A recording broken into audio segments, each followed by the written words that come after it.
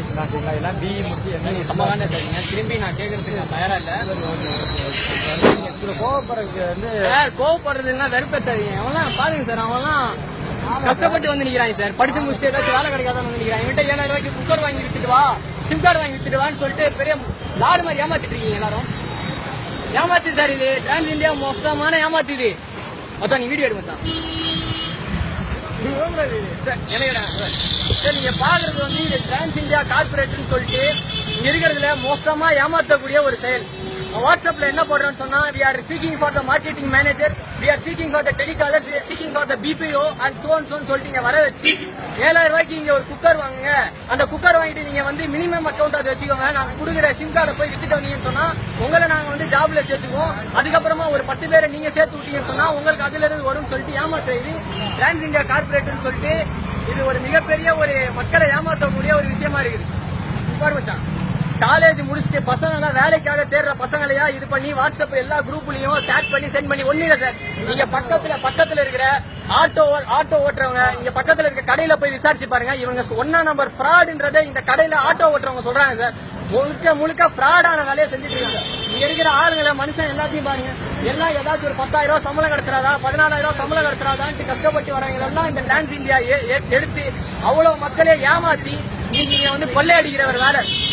பசங்க எல்லாம் இன்னைக்கு எத்தனை சிம் கார்டு சார் வாங்கி பாருங்க. இவங்க ஒரு 10 பேரை பிடிச்சி வச்சா 10 பேருக்கு காசுன்னு சொல்லிட்டு வித்துட்டு இருக்காங்க.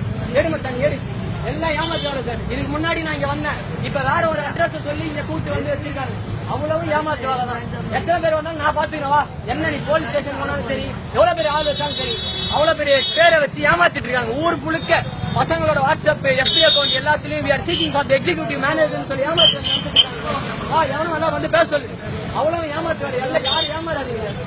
என்னவா சும்மா ஏமாத்துவாரு.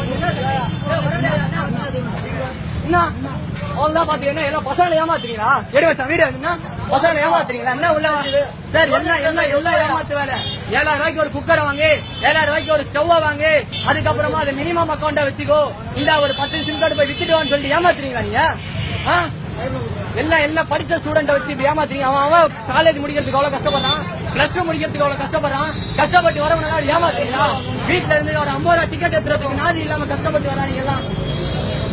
எல்லாம் ஏமாத்துவாங்க சார், எல்லாம் ஏமாத்துவாங்க. நல்லா ஏமாத்துறேன். அவன் கஷ்டப்பட்டு டைய கட்டி டக்கின் மட்டும் வந்து இது பண்றான். எல்லாம் ஏமாத்துவாங்க பண்ணிருக்காங்க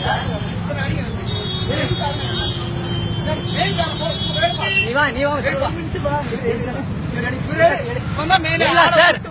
பசங்க எல்லாத்தையும் ஏமாத்துறாங்க. யாரு நம்பாதீங்க. எல்லாம் ஏமாத்து வேலை, எல்லாம் ஏமாத்து வேலை. இதுக்கு முன்னாடியே நான் வந்து அனுபவிச்சுட்டு போனேன். ஏமாத்து வேலை விடாதீங்க.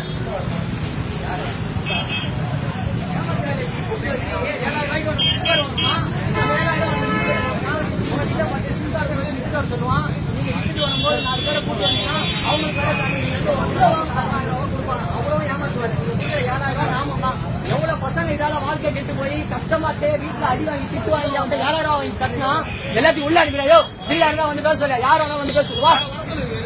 எல்லாம் ஃப்ராடு, போர்ஜரி.